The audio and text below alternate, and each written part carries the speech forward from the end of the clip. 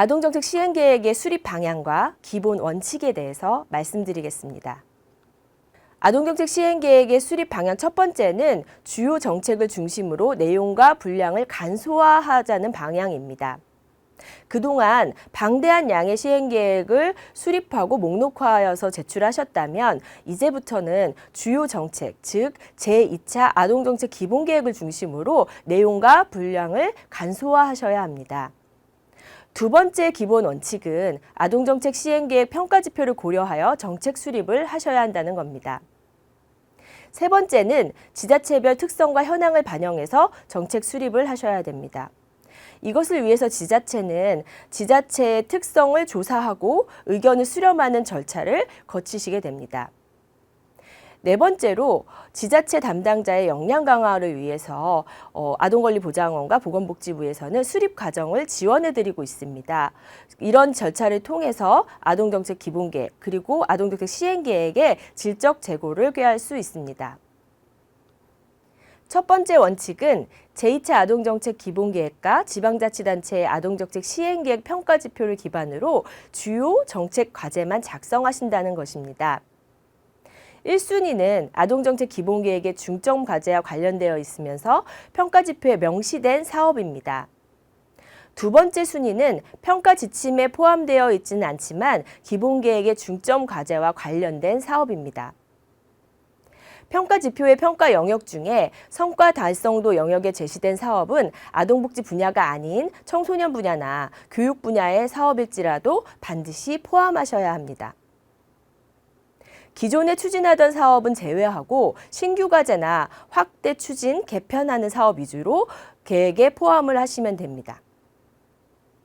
간소화의 사례를 설명을 드리면 예를 들어 평가 지표 중에 온종일 돌봄 이용률과 관련된 내용이 있습니다. 온종일 돌봄 이용률과 관련된 사업은 이번 아동정책 시행계획에 꼭 포함을 하셔야 하는 내용이고요.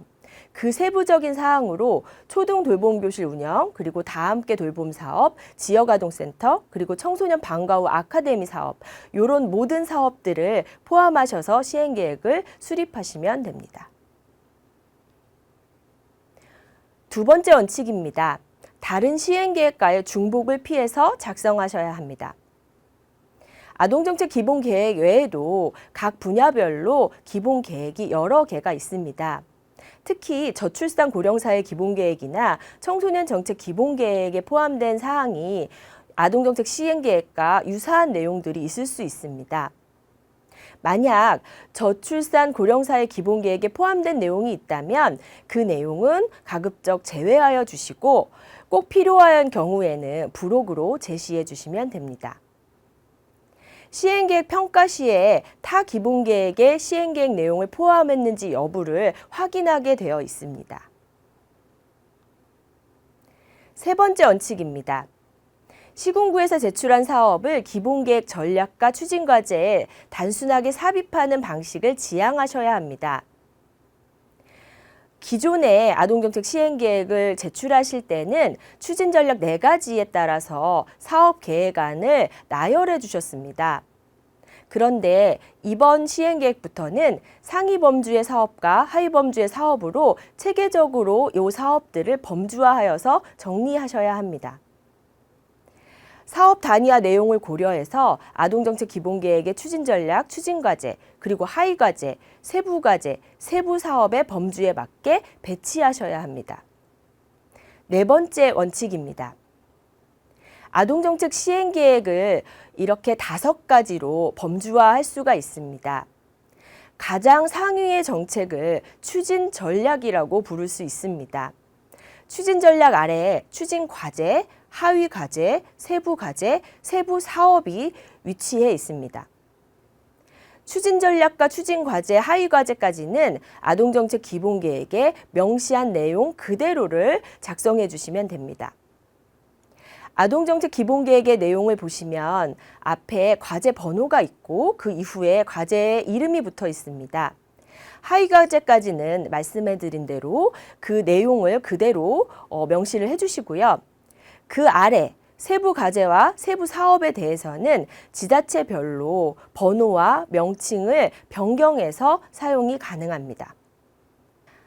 표를 보시면 괄호 1-1의 온라인상 아동 의견 표면 창구의 내용과 괄호 1-2 아동정책 조정위원회의 아동총회 결과보고 의무화라는 내용이 있습니다.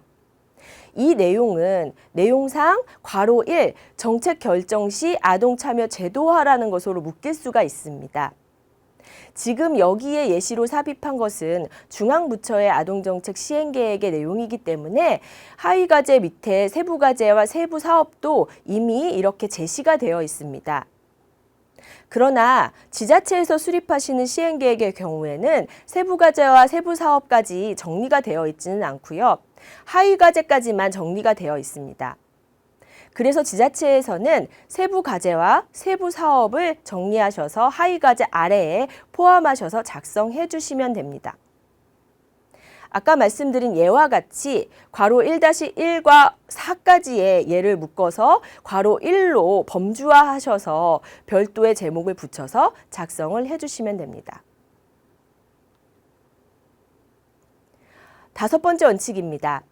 세부과제와 세부사업의 수는 평가에 반영하지 않습니다. 그래서 많은 사업을 제한하기보다는 주요 사업을 통합해서 제시하는 것이 중요합니다. 예를 들어서 축구교실 지원사업, 야구교실, 수영교실 등등의 여러 체육 프로그램이 있을 수 있습니다.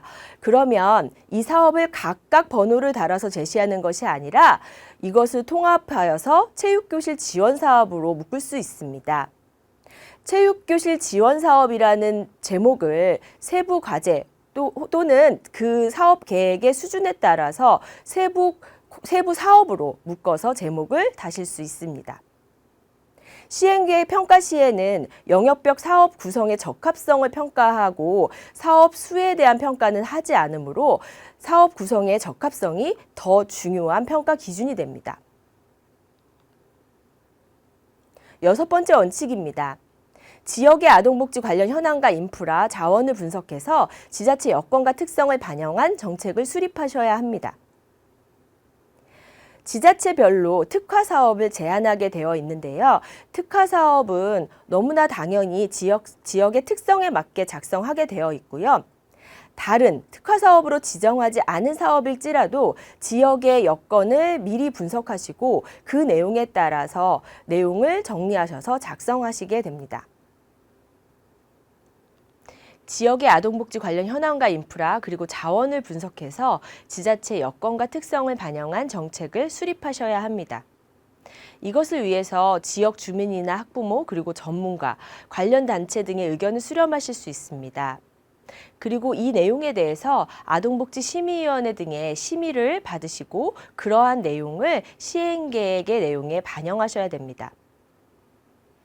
아동권리부장원 평가자문단을 통해 시행계획 관련 자문 의견을 수렴하고 정책을 수립하는 절차도 꼭 필요합니다.